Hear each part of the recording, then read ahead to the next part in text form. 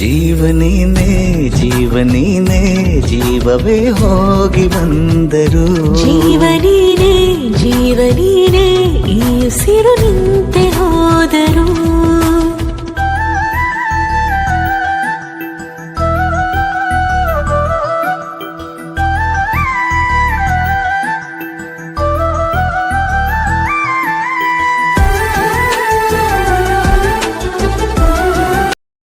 Hello, welcome to ಕಲಾ vlogs.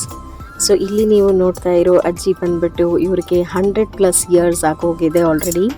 ಇವರು ನಮ್ಮ ಮುತ್ತಜ್ಜಿ ಅಂತಲೇ ಹೇಳ್ಬೋದು ನನ್ನ ಹಸ್ಬೆಂಡ್ ಸೈಡ್ ಫ್ಯಾಮ್ಲಿಗೆ.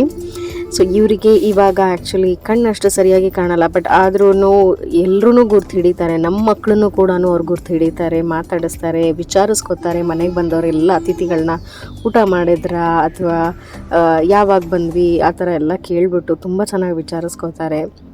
ಇತ್ತೀಚೆಗೆ ಸ್ವಲ್ಪ ಊಟ ಕಮ್ಮಿ ಆಗೋಗಿದೆ, ಸ್ವಲ್ಪ ವೀಕ್ ಆಗಿದ್ದಾರೆ. ಅದು ಬಿಟ್ಟರೆ ಇನ್ನೂ ಚುರುಕಾಗೇ ಇದ್ದಾರೆ. ಇಲ್ಲಿ ಬಳೆ ಶಾಸ್ತ್ರ ನಡೀತಾ ಇದೆ ನಮ್ಮ ಮದುಮಗಳಿಗೆ. ನಾನು ಇಂಟ್ರೋ ಅಲ್ಲಿ ತೋರಿದ ಹಾಗೆ ಅವರ ಪ್ರೀ ವೆಡ್ಡಿಂಗ್ ಫೋಟೋಶೂಟ್ದು ಒಂದು ಕ್ಲಿಪ್ನ ನಾನು ಆ್ಯಡ್ ಮಾಡಿದ್ದೆ. ಸೊ ಇಲ್ಲಿ ನೋಡಿ ನಮ್ಮ ಬ್ರೈಡ್ ಚೆನ್ನಾಗಿ ರೆಡಿ ಆಗಿಬಿಟ್ಟು ಬಳೆ ಶಾಸ್ತ್ರಕ್ಕೆ ಅಂತ ರೆಡಿ ಆಗ್ತಾ ಇದ್ದಾಳೆ. ಇದು ನಮ್ಮ ಹಳ್ಳಿಲಿರೋ ಒಂದು ಮನೆ. ಇವರು ರೀಸೆಂಟಾಗಿ ಈ ಮನೆನ ಕಟ್ಸಿದ್ರು. ಇದ್ರ ಪಕ್ಕನೇ ಇವ್ರದ್ದು ಹೋಟೆಲ್ ಕೂಡ ಇದೆ. ನೀವು ನನ್ನ ಲಾಸ್ಟ್ ವ್ಲಾಗ್ ನೋಡಿದರೆ ಅದರಲ್ಲಿ ನಿಮಗೆ ತೋರಿಸಿರ್ತೇನೆ ನಾನು. ಈ ಊರಿರೋದೇ ಬರೀ ಹೋಟೆಲ್ಗಳೊಂದು ಊರಿದೆ. ಇದೊಂದು ಜಂಕ್ಷನ್ ಥರ ಇದೆ. ಸೊ ಅಲ್ಲಿ ಇಲ್ಲಿ ಸರಿಸುಮಾರು ಒಂದು 100+ ಮನೆಗಳು ಮಾತ್ರನೇ ಇರೋದು. ನಾನು ಅಂದ್ಕೊಂಡೆ 200+ ಇರ್ಬೋದು ಆರ್ ವಿದಿನ್ 250 ಇರ್ಬೋದು ಅಂತ, ಬಟ್ ಅದಕ್ಕಿಂತ ಕಮ್ಮಿ ಇದೆ. ಆಲ್ಮೋಸ್ಟ್ ಒಂದು 100 or 100+ ಮನೆಗಳು ಮಾತ್ರನೇ ಇದೆ. ಆ್ಯಂಡ್ ಪ್ರತಿಯೊಬ್ಬರದ್ದು ಒಂದು ಹೋಟೆಲ್ ಅಂತ ಇದ್ದೇ ಇರುತ್ತೆ.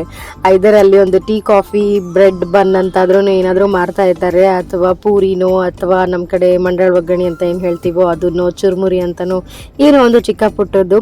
ಆ್ಯಂಡ್ ಆಲ್ ನೈಟ್ ಯಾವುದಾದ್ರೂ ಒಂದು 3-4 ಅಂಗಡಿ ಅಂತರೂ ಹೋಲ್ ನೈಟ್ ಕೂಡ ಓಪನ್ ಇದ್ದೇ ಇರುತ್ತೆ. ಇಲ್ಲಿ ನೀವು ಈ ಜಂಕ್ಷನಿಗೆ ಬಂದ್ರಿ ಅಂತಂದರೆ ಇಲ್ಲಿ ನಿಮಗೆ ಯಮ್ಮಿ ಆಗಿರೋ ವೆರೈಟಿ ಫುಡ್ ಕೂಡ ಸಿಕ್ಕತ್ತೆ. ಹಾಗೆಯೇ ನಿಮಗೆ ಆತಿಥ್ಯನೂ ತುಂಬಾ ಚೆನ್ನಾಗಿ ಮಾಡ್ತಾರೆ ಇಲ್ಲಿ ಈ ಊರವರು ಅಂತ ಹೇಳ್ಬೋದು. ಸೊ ಇದು ನಮ್ಮ ಬಳೆ ಶಾಸ್ತ್ರ ಇಲ್ಲಿ. ಸೊ ಬಳೆ ಹಾಕೋರನ್ನ ಇಲ್ಲಿ ಕರೆಸಿದ್ದಾರೆ. ಸೊ ಮೊದಲಿಗೆ ಇಲ್ಲಿ ಮದುಮಗಳು ಅದನ್ನು ಬಳೆನೆಲ್ಲನೂ ಪೂಜೆ ಮಾಡ್ಕೊಂಡ್ಬಿಟ್ಟು ಇಲ್ಲಿ ಕೂತ್ಕೋತಾಳೆ. ಹಾಗೆಯೇ ಅವ್ರು ಕೇಳ್ತಾರೆ ಯಾವ ಚಾಯ್ಸ್ ನೀವು ಮಾಡ್ಕೋತಾ ಇದ್ದೀರಾ ಬಳೆಗೆ, ಹೇಗೆ ನಿಮಗೆ ಸೈಡ್ಸಲ್ಲಿ ಬಿಲ್ವರ್ ಬ್ಯಾಂಗಲ್ಸ್ ಬೇಕು ಅಥವಾ ಗ್ಲಿಟರ್ ಇರೋ ಈ ಸ್ಟಡ್ಸ್ ಎಲ್ಲ ಇರೋ ಆ ಥರ ಬ್ಯಾಂಗಲ್ಸ್ ಬೇಕು ಅಂತೆಲ್ಲ ಅವರು ಡಿಸ್ಕಷನ್ ಮಾಡಿಕೊಂಡು ಅದಾದ ನಂತರ ಕೇಳ್ತಾ ಇದ್ಲು ಎಷ್ಟು ಡಜನ್ ಹಾಕಬೇಕು ಅಮ್ಮ ನಿನ್ನ ಕೈಗೆ ಬಳೆ ಅಂತೆಲ್ಲನೂ ಹೇಳಿಬಿಟ್ಟು. ಬಹುಶಃ ಇದು ಶಾಸ್ತ್ರ ತುಂಬ ಜನ ಮಾಡ್ತಾರೆ ಅನ್ಕೊತೀನಿ, ಕನ್ನಡಿಗರ ಎಲ್ಲರೂ. ಬಟ್ ನಮ್ಮೂರ ಕಡೆಯಲ್ಲಿ ಇದು ಒಂದು ಸ್ವಲ್ಪ ಇನ್ನೂ ಒಂಥರ ಸ್ವಲ್ಪ ಜವಾರಿ ವೇಯಲ್ಲಿ ಇದನ್ನೆಲ್ಲನೂ ಮಾಡ್ತಾರೆ. ಕೆಲವೊಂದು ಕಡೆ ಅಂತೂ ಇನ್ನೂ ಹಾಡೆಲ್ಲ ಹೇಳ್ಕೊಂಡೆಲ್ಲ ಬಳೆಯನ್ನೆಲ್ಲ ಹಾಕಿಸ್ತಾರೆ. ಬಟ್ ಇದು ವಿಲೇಜ್ ವೆಡ್ಡಿಂಗ್ ಆಗಿರೋದ್ರಿಂದ ತುಂಬಾ ಸಿಂಪಲ್ಲಾಗಿ ಮಾಡಿದ್ರು ವೆಡ್ಡಿಂಗ್ನ.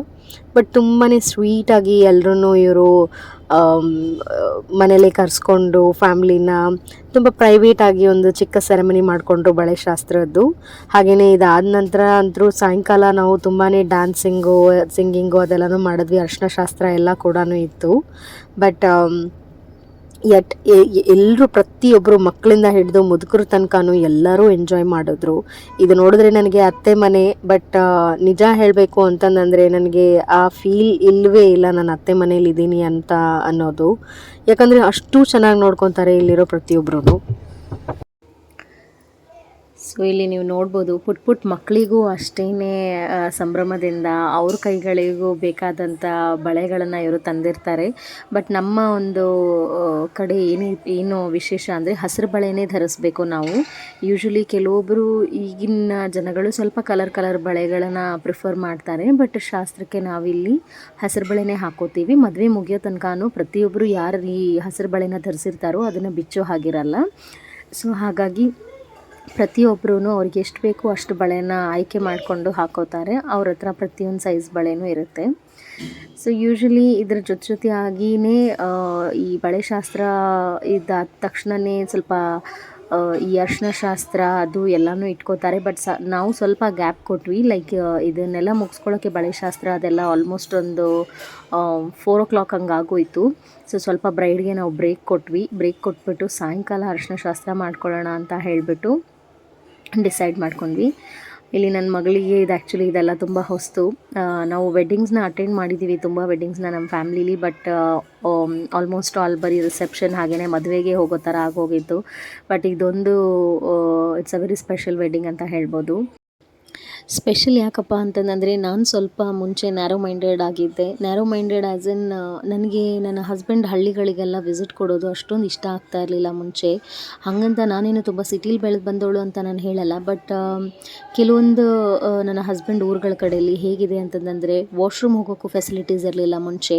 ಹಾಗಂದರೆ ನೀವು ನೋಡಿರ್ತೀರ, ಶೌಚಾಲಯಕ್ಕೆ ಹೋಗಬೇಕು ಅಂತಂದ್ರೂ ತಮಗೆ ಹಿಡ್ಕೊಂಡು ಹೊರಗಡೆನೇ ಹೋಗಬೇಕು, ಆ ಥರ ಆಗೋಗ್ತಾ ಇತ್ತು. ಸೊ ಹಾಗಾಗಿ ಆ ಥರದ್ದೆಲ್ಲ ನನಗೆ ಸ್ವಲ್ಪ ಅಭ್ಯಾಸ ಇರಲಿಲ್ಲ. ಹಾಗಾಗಿ ಅಲ್ಲಿ ಹೋಗ್ಬಿಟ್ಟು ಮುಖ ಒಂಥರ ಮಾಡ್ಕೊಳ್ಳೋದು ಚೆನ್ನಾಗಿರಲ್ಲ ಅಂತ ಹೇಳ್ಬಿಟ್ಟು ನಾನು ಬರಲ್ಲ ಅಂತ ಹೇಳ್ತಿದ್ದೆ. ಜೊತೆಯಾಗಿ ನನ್ನ ಕೆಲಸಗಳು ಕೂಡ ಇರ್ತಾಯಿತ್ತು.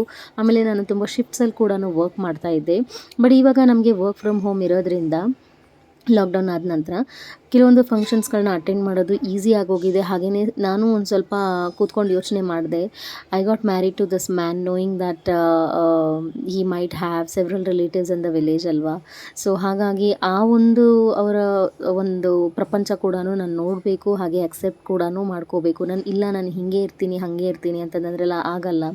ಸೊ ಈ ಥರ ಮೈಂಡ್ಸೆಟ್ ನಂದು ಮುಂಚೆ ಇತ್ತು, ನನಗೆ ಮಗು ಆಗೋ ಮುಂಚೆ. ಸೊ ನನಗೆ ಒಂದು ಹೆಣ್ಣು ಮಗು ಆದ ನಂತರ ನನ್ನ ಮೈಂಡ್ಸೆಟ್ ಕೂಡ ಚೇಂಜ್ ಆಗ್ತಾ ಬಂತು. ನಾನು ಎಷ್ಟು ಹೋಗಿ ಜನಗಳ ಮಧ್ಯೆ ಬೆರಿತೀನಿ, ಎಷ್ಟು ವೆಡ್ಡಿಂಗ್ಸ್ ಅಟೆಂಡ್ ಮಾಡ್ತೀನಿ, ಎಷ್ಟು ಫಂಕ್ಷನ್ಸ್ ಅಟೆಂಡ್ ಮಾಡ್ತೀನೋ ಅಷ್ಟು ನಾಳೆ ನನ್ನ ಮಗಳಿಗೆ ನಾವೇನೇ ಒಂದು ಶಾಸ್ತ್ರ ಮಾಡಬೇಕಿತ್ತು ಅಂತಂದರೆ ನನ್ನ ಮನೆಗೂ ಜನಗಳು ಬರ್ತಾರೆ ಅಂತನೋ ಒಂದು ಇದನ್ನು ನಾನು ಅರ್ಥ ಮಾಡಿಕೊಂಡೆ. ಸೊ ನೋಡಿ, ಇದೇ ಒಂದು ಪ್ರಾಬ್ಲಮ್ ಆಗೋದು. ನಾವುಗಳೆಲ್ಲನೂ ತುಂಬ ಚಿಕ್ಕ ಏಜಲ್ಲಿ ಮದುವೆ ಆಗಿಬಿಡ್ತೀವಿ ಆ್ಯಂಡ್ ತುಂಬ ಸ್ಟಬ್ಬನ್ ಆಗಿಬಿಡ್ತೀವಿ. ಅಷ್ಟು ಬೇಗ ನಾವು ಯಾರು ಕನ್ವಿನ್ಸ್ ಮಾಡಿದರೂ ಕನ್ವಿನ್ಸ್ ಆಗಲ್ಲ. ಸೊ ಹಾಗಾಗಿ ನಮಗೆ ಒಂದು ಸ್ಯಾಚುರೇಷನ್ ಪಾಯಿಂಟ್ ಬಂದ್ಬಿಟ್ಟು ನಮಗೆ ಒಂದು ತಿಳುವಳಿಕೆ ಬಂದಾಗ ನಮಗೆ ಅರ್ಥ ಆಗಕ್ಕೆ ತೊಡಗುತ್ತೆ. ಜೀವನ ಅಂದರೆ ಏನು, ಜನಗಳಂದರೆ ಏನು, ಯಾಕೆ ಹಚ್ಕೋಬೇಕು ಜನಗಳನ್ನು ಅಂತನ್ನೋದು ಅರ್ಥ ಆಗ್ತಾ ಹೋಗುತ್ತೆ. ಸೊ ಹಾಗೆ ಇವಾಗ ನನಗೆ ಅದೆಲ್ಲನೂ ಅರ್ಥ ಆಗಿದೆ. ನಮ್ಮವ್ರು ಯಾರು, ತಮ್ಮವ್ರು ಯಾರು, ಯಾರು ನಮಗೆ ಕಷ್ಟಕ್ಕಾಗ್ತಾರೆ, ಯಾರು ನಮ್ಗೆ ಸುಖಕ್ಕಾಗ್ತಾರೆ ಅಂತನ್ನೋ ಒಂದು ಇದನ್ನು ಅರ್ಥ ಮಾಡ್ಕೊಂಡ್ಬಿಟ್ಟಿದ್ದೀನಿ, ಜೀವನದ ಸಾರಾಂಶನ ಇವಾಗ. ಪ್ಲಸ್ ನನಗೆ ಇವಾಗ ಎಲ್ಲಿ ಹೋದರೂ ಅಡ್ಜಸ್ಟ್ ಆಗಿಬಿಡ್ತೀನಿ ಅಂತನ್ನೋ ಒಂದು ಇದಿದೆ. ಹಾಗೆಯೇ ನನ್ನ ಮಗಳನ್ನು ಹಾಗೆ ಬೆಳೆಸ್ಕೊಂಡು ಬರಬೇಕು ಅಂತನ್ನೋ ಒಂದು ಉದ್ದೇಶದಿಂದನೂ ನಾನು ಎಲ್ಲೇ ಇರಲಿ, ಮದುವೆ ಅಥವಾ ಫಂಕ್ಷನ್, ಎಷ್ಟು ನನ್ನ ಕೈಲಿ ಆಗುತ್ತಾ ನಾನು ಅಟೆಂಡ್ ಮಾಡೋಕ್ಕೆ ಟ್ರೈ ಮಾಡ್ತೀನಿ. ಆಗ್ತಾ ಇಲ್ವಾ ಅಟ್ಲೀಸ್ಟ್ ನನ್ನ ಹಸ್ಬೆಂಡ್ನ ಕಳಿಸ್ಕೊಟ್ಟಿರ್ತೀನಿ ನಾನು. ಒಂದು ವೇಳೆ ನನ್ನ ಹಸ್ಬೆಂಡಿಗೂ ಹೋಗೋಕ್ಕಾಗ್ತಾ ಇಲ್ವಾ, ಅಟ್ಲೀಸ್ಟ್ ನಾವು ಫೋನ್ನಲ್ಲಿ ಮಾತಾಡಿ ನಮ್ದು ಏನಿದೆ ನಮ್ಮ ಸೈಡ್ ಸ್ಟೋರಿನ ಅವ್ರಿಗೆ ಹೇಳಿಬಿಟ್ಟು ಸಮಾಧಾನ ಮಾಡಿ ನೆಕ್ಸ್ಟ್ ನಾವು ಆ ಕಡೆ ಹೋದಾಗ ಯಾವಾಗಲಾದರೂ ಅವ್ರನ್ನ ಮೀಟ್ ಮಾಡೋಕ್ಕೆ ಟ್ರೈ ಮಾಡ್ತೀವಿ. ಸೊ ಇಲ್ಲಿ ನೀವು ನೋಡ್ತಾ ಇರ್ಬೋದು, ಆ್ಯಕ್ಚುಲಿ ಅರಿಶಿನ ಶಾಸ್ತ್ರ ಮಾಡೋಷ್ಟರಲ್ಲಿ ತುಂಬಾ ಕತ್ಲಾಗೋಗಿತ್ತು. ಪ್ಲಸ್ ಈ ಊರುಗಳಲ್ಲಿ ಸ್ವಲ್ಪ ಕರೆಂಟ್ ಇರಲ್ಲ, ಕರೆಂಟ್ ಹೋಗೋದು ಬರೋದು ತುಂಬಾ ಆಗ್ತಾ ಇರುತ್ತೆ. ನಿಜ, ಈ ನಾವಿರೋ ಸೈಡ್ ನಮ್ಮ ಕಡೆ ಇನ್ನೂ ಬ್ಯಾಕ್ವರ್ಡ್ ಇದೆ ಸಮಾಜ. ಇನ್ನೂ ಈ ಥರ ಕರೆಂಟ್ ತೆಗಿಯೋದು, ಆಮೇಲೆ ವಾಟರ್ ಸ್ಕ್ಯಾರ್ಸಿಟಿ ಇದೆಲ್ಲ ಇದೆ. ಬಂದರೆ ನೀರು ಹಾಗೆ ಹರಿದು ಹೋಗ್ತಾ ಇರುತ್ತೆ ನಳಗಳಲ್ಲಿ, ತುಂಬಿಟ್ಕೊಳ್ಳೋಕ್ಕೂ ನಮಗೆ ಜಾಗ ಇರಲ್ಲ, ಅಷ್ಟು ನೀರು ಬಂದುಬಿಡುತ್ತೆ. ಇಲ್ಲ ಅಂತಂದರೆ ನೀರೇ ಇರಲ್ಲ, ಪವರೇ ಇರಲ್ಲ, ಪ್ಲಸ್ ಶೆಕೆ. ನಾವು ಹೋಗಿರೋ ಸೀಸನ್ ಅಂತೂ ಕೇಳಲೇಬಾರ್ದು, ಸಮ್ಮರ್ ಸೀಸನ್. ಸೊ ಇದು ಗುಡ್ಡಗಳ ಮಧ್ಯೆ ಇರೋ ಒಂದು ಊರು, ಕೂತ್ಕೊಳ್ಳೋಕ್ಕಾಗಲ್ಲ, ನಿಂತ್ಕೊಳ್ಳೋಕ್ಕಾಗಲ್ಲ, ಆ ಥರ ನೀರು ಬರ್ತಾನೆ ಇರುತ್ತೆ. ಇದರಲ್ಲಿ ನಮ್ಮ ಬ್ರೈಡ್ಗೆ ಮೇಕಪ್ ಕೂಡ ನಾವು ಮಾಡಬೇಕಿತ್ತು. ಹೆಂಗಪ್ಪ ಮಾಡೋದು ಅಂತ ಅನ್ನಿಸ್ಬಿಟ್ಟಿತ್ತು. ಸೊ ನಾನು ಕೆಲವೊಂದು ಪ್ರಾಡಕ್ಟ್ಸ್ನ ನಾನು ತೊಗೊಂಡು ಹೋಗಿದ್ದೆ. ನೀವು ನನ್ನ ಲಾಸ್ಟ್ ವೀಡಿಯೋಲ್ಲಿ ನೋಡ್ಬೋದು, ನನ್ನೆಲ್ಲ ಯೂಸ್ ಮಾಡಿರೋ ಪ್ರಾಡಕ್ಟ್ಸ್ನ ನಾನು ಹಾಕಿದ್ದೀನಿ. ಆ್ಯಕ್ಚುಲಿ ತುಂಬಾ ಲಾಂಗ್ ಲಾಸ್ಟಿಂಗ್ ಇತ್ತು, ಸ್ವೆಟ್ ಪ್ರೂಫ್ ಕೂಡ ಆಗಿತ್ತು. ನಿಮ್ಗೆ ಯಾರಿಗಾದರೂ ಬೇಕಿತ್ತು ಈ ಹ್ಯೂಮಿಡ್ ವೆದರ್ಗೆ ಆ ಪ್ರಾಡಕ್ಟ್ಸ್ಗಳು ಅಂದರೆ ಖಂಡಿತ ನೀವು ನನ್ನ ಲಿಂಕ್ನ ಯೂಸ್ ಮಾಡಿ ಪರ್ಚೇಸ್ ಮಾಡಿದರೆ ನಿಮಗೆ ಒಳ್ಳೆ ಡಿಸ್ಕೌಂಟ್ ಸಿಕ್ಕುತ್ತೆ ಅಂತ ಹೇಳ್ತೀನಿ. ಸೊ ಇಲ್ಲಿ ನೀವು ನೋಡ್ತಾ ಇರ್ಬೋದು, ಇದು ಬ್ರೈಡ್ ಅಣ್ಣ ಯಲ್ಲಪ್ಪ ಅಂತ ಹೇಳಿಬಿಟ್ಟು. ಸೊ ಎಲ್ಲರೂ ಸೇರಿಬಿಟ್ಟು ಅವಳ ಅರಿಶಿನ ಶಾಸ್ತ್ರನ ತುಂಬ ನಿರ್ವಿಘ್ನವಾಗಿ ನೆರವೇರಿಸಿದ್ರು. ಪಕ್ಕದಲ್ಲಿ ನನ್ನ ಮಗಳನ್ನ ಕೂರಿಸಿದ್ರು. ಸೊ ಇದು ಆ್ಯಕ್ಚುಲಿ ಬ್ರೈಡ್ ಪಕ್ಕ ಒಬ್ರನ್ನ ಯಾರನ್ನಾದರೂ ಇನ್ನೊಬ್ಬರನ್ನು ಕೂಡ ಕೂರಿಸ್ತಾರಂತೆ. ಮದುವೆ ಆಗದೆ ಇರೋ ಚಿಕ್ಕ ಹುಡುಗಿನ ಕೂರಿಸ್ತಾರೆ. ಅಂದರೆ ನಾಟ್ ಜಸ್ಟ್ ಮದುವೆ, ಅವ್ರು ಮೆಚೂರ್ ಕೂಡ ಆಗಿರಬಾರ್ದು, ಆ ಥರ ಒಂದು ಪುಟ್ಟ ಹುಡುಗಿಯನ್ನ ಕೂರಿಸ್ತಾರೆ ಶಾಸ್ತ್ರಕ್ಕೆ. ಸೊ ಅರಿಶಿನ ಶಾಸ್ತ್ರ ಆದ ನಂತರ ಇಲ್ಲಿ ಆ್ಯಕ್ಚುಲಿ ಅರಿಶಿನ ಆಡೋದು ಅಂತ ಇನ್ನೊಂದು ಫನ್ನಿ ಪ್ರೋಗ್ರಾಮ್ ಇರುತ್ತೆ. ಅಂದರೆ ಯಾರಿಗೆ ಬೇಕಾದರೂ ಅರಿಶಿನ ಹಚ್ಬೋದು. ಜಸ್ಟ್ ಬೀಗರು ಎಲ್ಲರೂ ಅವ್ರವರು ಅರಿಶಿನ ಹಚ್ಬಿಟ್ಟು ಇಲ್ಲಿ ಸ್ವಲ್ಪ ಕ್ಲೋಸ್ನೆಸ್ನ ವ್ಯಕ್ತಪಡಿಸ್ತಾರೆ. ಹಾಗೆಯೇ ಸ್ವಲ್ಪ ಯಾರೂ ಒಫೆಂಡ್ ಆಗದೆ ಇರೋ ಹಾಗೆ ತುಂಬ ನೀಟಾಗಿ ಎಲ್ರಿಗೂ ಒಂದು ಸ್ವಲ್ಪ ಮುಖಕ್ಕೆ ಎಲ್ಲ ಅರಿಶಿನ ಹಚ್ಬಿಟ್ಟು, ಅಂದರೆ ಹೋಲಿ ಹೆಂಗೆ ಆಡ್ತೀವಲ್ವ ಆ ಥರ ಅರಿಶಿನ ಆಡೋದು ಅಂತ ಹೇಳ್ತಾರೆ. ಜೊತೆಯಾಗಿ ಇಲ್ಲಿ DJ ಮ್ಯೂಸಿಕ್ ಎಲ್ಲನೂ ಹಾಕಿದ್ರು. DJ ಮ್ಯೂಸಿಕ್ ಅಂದರೆ ಎಲ್ಲ ನೀವುಗಳೆಲ್ಲನೂ ಒಂದು ವೆಡ್ಡಿಂಗ್ಸ್ ನೋಡಿರ್ತೀರಲ್ವ, DJ ಪಾರ್ಟಿನೇ ಮಾಡ್ತಾರೆ, ಆ ಥರ ಏನೂ ಅಲ್ಲ. ನಮ್ಮ ಮನೆ ಅಂಗಳದಲ್ಲೇ ಒಂದು ಚಿಕ್ಕದಾಗಿ ಸ್ಪೀಕರ್ನ ಇಟ್ಕೊಂಡ್ಬಿಟ್ಟು ಅದರಲ್ಲೇ ನಮಗೆ ಬೇಕಾದ ಮ್ಯೂಸಿಕ್ನ ನಾವು ಪ್ಲೇ ಮಾಡಿಬಿಟ್ಟು ಎಲ್ಲರೂ ಚೆನ್ನಾಗಿ ಮಕ್ಕಳು ದೊಡ್ಡವರು ಎಲ್ಲರೂ ಸೇರಿಬಿಟ್ಟು ಚೆನ್ನಾಗಿ ಕುಣಿದ್ವಿ ಕಾಲು ನೋವೋವರೆಗೂ. ಸೊ ಅದಾದ ನಂತರ ಇಲ್ಲೇ ಪಕ್ಕದಲ್ಲಿನೇ ನಮ್ಮ ತಮ್ಮನ ಮನೆ ಒಂದಿತ್ತು, ಅದು ಅಗೇನ್ ಕಝನ್ ತಮ್ಮ. ಸೊ ಇಲ್ಲಿ ನೀವು ನೋಡ್ತಾ ಇರೋ ಈ ಕತ್ತಿನ ಆ್ಯಕ್ಚುಲಿ ಈ ಕೋಳಿಗಳ ಹುಂಜಗಳ ಫೈಟ್ಗೋಸ್ಕರ ಯೂಸ್ ಮಾಡ್ತಾರಂತೆ. ನನಗೆ ಇದು ತುಂಬ ಯೂನಿಕ್ ಅನ್ನಿಸ್ತು, ಸೊ ಹಾಗಾಗಿ ನೋಡ್ತಾ ಇದ್ದೆ. ಈ ಕತ್ತಿಗಳನ್ನು ಕಾಲಿಗೆ ಕಟ್ಬಿಟ್ಟು ಫೈಟ್ ಮಾಡೋಕ್ಕೆ ಬಿಡ್ತಾರಂತೆ. ಸೊ ಎದುರುಗಡೆ ಫೈಟ್ ಮಾಡ್ತಾ ಇರೋ ಹುಂಜನ ಇವರ ಹುಂಜ ಆ್ಯಕ್ಚುಲಿ ಕೊಂದುಬಿಡುತ್ತಂತೆ ಇದನ್ನು ಫೈಟ್ ಮಾಡಿಬಿಟ್ಟು. ಅದರಿಂದ ತುಂಬಾ ದುಡ್ಡು ಕೂಡ ಬರುತ್ತೆ, ಕೀರ್ತಿ ಕೂಡ ಬರುತ್ತೆ ಅಂತ ಹೇಳ್ತಾರೆ. ಸೊ ಈ ಥರ ತುಂಬಾ ಒಂದು ಇಂಟ್ರೆಸ್ಟಿಂಗ್ ಫ್ಯಾಕ್ಟ್ಸ್ನ ನನಗೆ ನೋಡೋಕ್ಕೆ ಸಿಕ್ತು ಹಳ್ಳಿಗೆ ಹೋಗ್ಬಿಟ್ಟು. ಸೊ ಇಲ್ಲಿಗೆ ನಾನು ನನ್ನ ಈ ಅರಿಶಿನ ಶಾಸ್ತ್ರ ಹಾಗೆ ಬಳೆ ಶಾಸ್ತ್ರದ ಒಂದು ವಿಡಿಯೋನ ಎಂಡ್ ಮಾಡ್ತಾ ಇದ್ದೀನಿ. ಸೊ ನೆಕ್ಸ್ಟ್ ವಿಡಿಯೋ ನಮ್ಮದು ಒಂದು ವೆಡ್ಡಿಂಗ್ ವಿಡಿಯೋ ಆಗಿರುತ್ತೆ. ನಾನೇ ನಮ್ಮ ಬ್ರೈಡ್ಗೆ ಮೇಕಪ್ ಮಾಡಿದ್ದೆ, ಹೇಗೆ ಮಾಡಿದ್ದೆ ಅಂತ ಅನ್ನೋದು ಕೂಡ ನಾನು ನಿಮಗೆ ತೋರಿಸ್ಕೊಡ್ತೀನಿ. ಸೊ ಸ್ಟೇ ಟ್ಯೂನ್ಡ್ ಅಂತ ಹೇಳ್ತಾ ಇವತ್ತಿನ ವಿಡಿಯೋನ ನಾನು ಎಂಡ್ ಮಾಡ್ತಾ ಇದ್ದೀನಿ. Thank you all for watching.